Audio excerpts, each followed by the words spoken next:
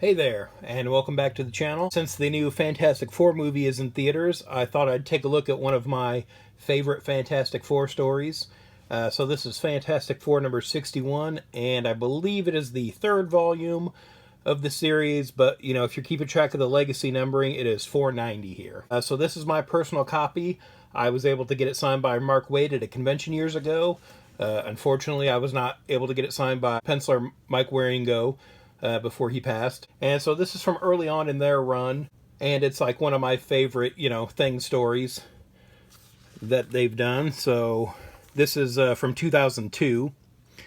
And so we open on this big splash page. Again, I'm a fan of splash pages. A few seconds into the story here, where we see the Thing has opened up this box that says it's from the Yancy Street Gang, and it had a mechanism in it to shoot a pie into his face.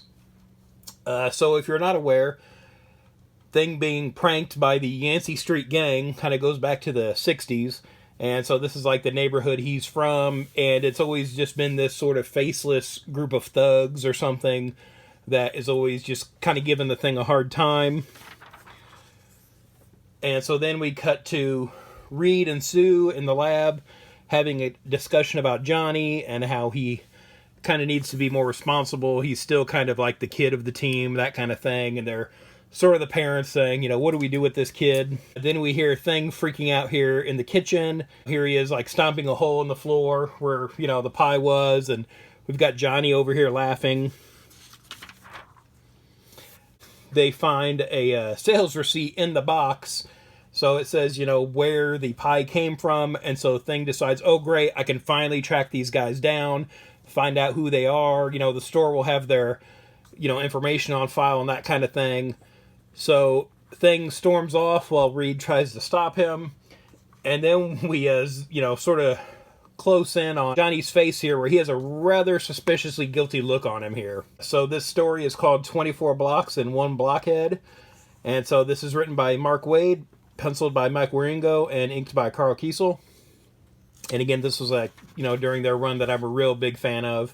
This issue is just kind of like a standout of that. The Human Torch is flaming on here and getting ready to take off when Sue stops him. And she's like, you're in an awful hurry here. What's going on? Then she asks Johnny here, how many? Because she has deduced that Johnny is behind the Yancy Street Gang pranks. And he very sheepishly says here, all of them. So this is, I guess you'd kind of consider it a retcon.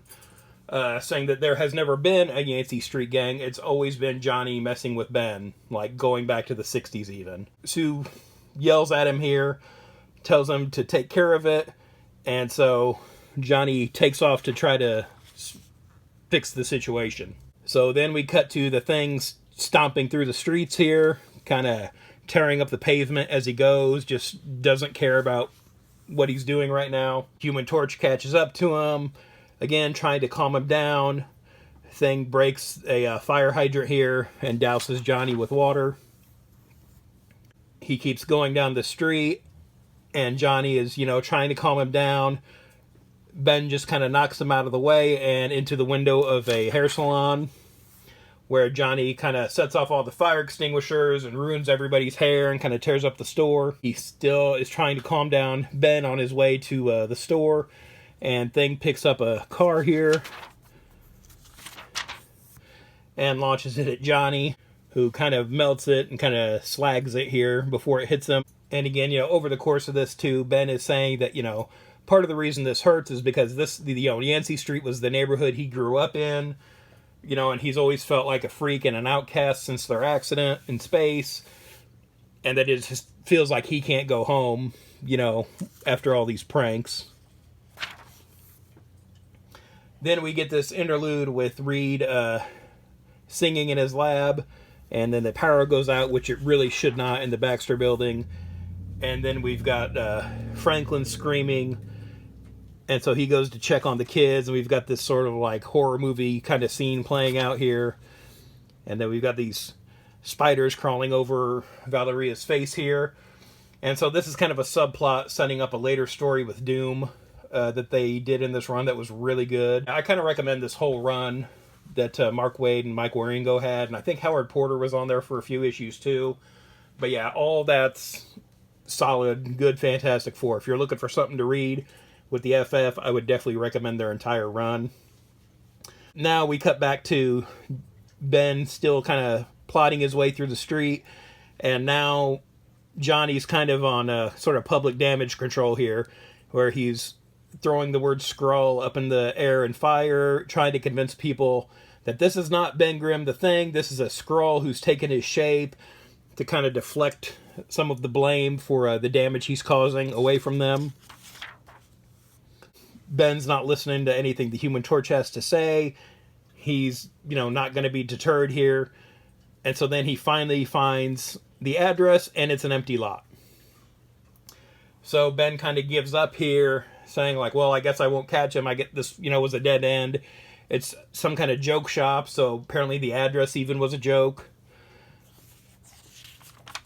And so then, as Johnny flies away, we see the storefront start to fade back into view, and then Sue comes out.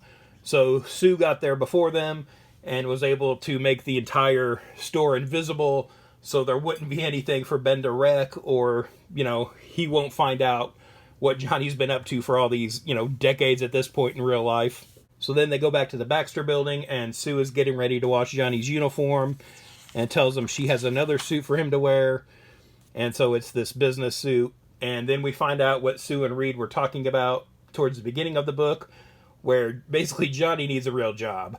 So they are putting him in charge of sort of the business side of the Fantastic Four. This is like their patents and like how the team kind of makes money that funds all their operations, and kind of telling him like, hey, this is a real job. If you screw this up, there are consequences. Again, just trying to get him to take more responsibility and kind of being an adult here. And then we get this nice little moment here at the end where Sue leaves him in the office and says, don't screw it up. And then we have the caption for the next issue, Johnny screws up. So yeah, just a fun kind of one and done story. Got, a lot of history here with the Fantastic Four book with the Thing and the Yancy Street Gang, kind of going back to the Stan Lee, Jack Kirby era of the book. But again, Mark Waid finds a way to put a good, fun twist on it. And again, it does, sort of be like, who would hold a grudge against the Thing for that long? And of course, it's just the same sort of irresponsible viewpoint of Johnny, of like, he doesn't think he's doing any harm. He's just joking around with his pal kind of thing. But again, it even kind of reinforces what Reed and Sue were talking about at the beginning of the book about Johnny needing to take on more responsibility, that leads to him taking over their business operations at the end. This is definitely one of my favorite issues of Fantastic Four. And again, it's just like one issue. It's not like a multi-part arc or anything, so you can just kind of go back and read it whenever. I know this is on Marvel Unlimited, if you want to take a look at it there. I don't think this issue goes for a lot either, as far as I can remember. I don't think it's that hard to find, too, because, they were selling pretty well back then, during this run. But yeah, again, I'll recommend the whole run that Mark Waid and Mike Wieringo had on the book. Just solid Fantastic Four stories. I'm sort of a fair weather fan of the Fantastic Four, so I will read like when there's a good run on the book, but I don't buy it month in and month out or anything like that. But for me, this is definitely a highlight, definitely a good Thing story, Thing versus Human Torch, sort of kind of going back and forth with their kind of rivalry that again goes back to the Stan Lee and Jack Kirby books. But yeah, just definitely one of my favorite. And again, I love Mike Wieringo's art in this. I think he's probably my favorite artist on the Thing. I might put him right above Jack Kirby, actually. I just really love his version of the Thing. And again, his depictions of the rest of the team are all real solid, too. I really like his Johnny. Can't recommend this enough. If you're looking for some Fantastic Four stories to read, definitely check this out. Do you have any Fantastic Four stories that are your favorite? Let me know in the comments below. And thanks for watching. If you'd like to follow me on social media, I'm on Twitter/X at Detective651, also on Instagram at Detective651. Be sure to check out my t-shirt store at tpublic.com/user/Detective651. I've got a lot of nerdy designs on there, and there's sales all the time, so check it out frequently.